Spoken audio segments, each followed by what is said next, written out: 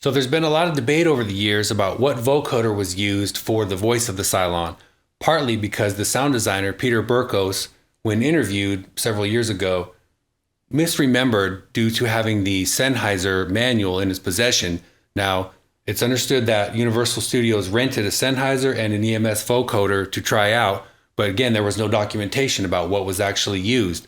Well, my source tells me the vocoder used was in fact an EMS 1000, very similar to this 2000.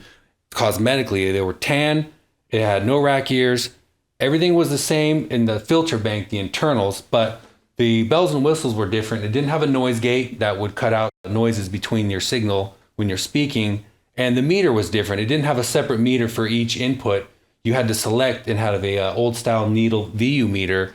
But basically, for the uninitiated, a vocoder is like a filter bank. It slices up the incoming audio into, in this case, 16, well, consider it colors of the rainbow, but sounds, frequencies, and the corresponding incoming modulator signal activates the same tones in the original signal, and it imparts, in this case, a voice onto a synthesizer tone, which is what they're usually used for.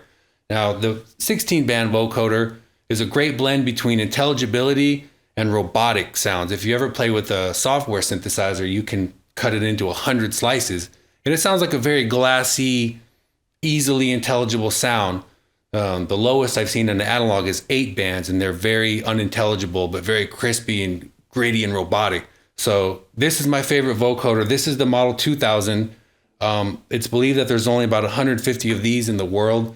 The white ones are older and probably even more rare.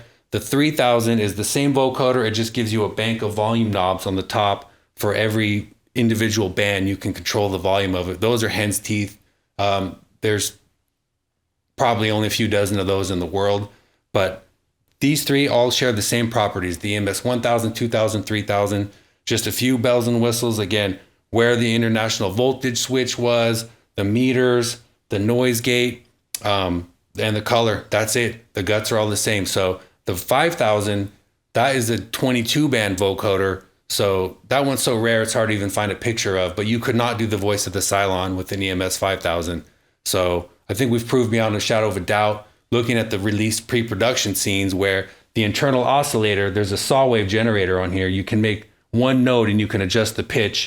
They use that in some pre-production scenes, and you hear the Cylon speaking on these behind the scenes footage, and you can recreate that exactly. So based on my source who was there telling me, and being able to only recreate it with this vocoder, tells us we know exactly which vocoder it was.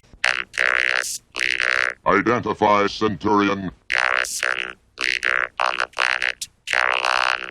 The humans have arrived and fallen prey to the Lord of Ovion. The Supreme Star Force stationed at Borealis has been dispatched to annihilate the survivors. See that their military defenses are rendered impotent.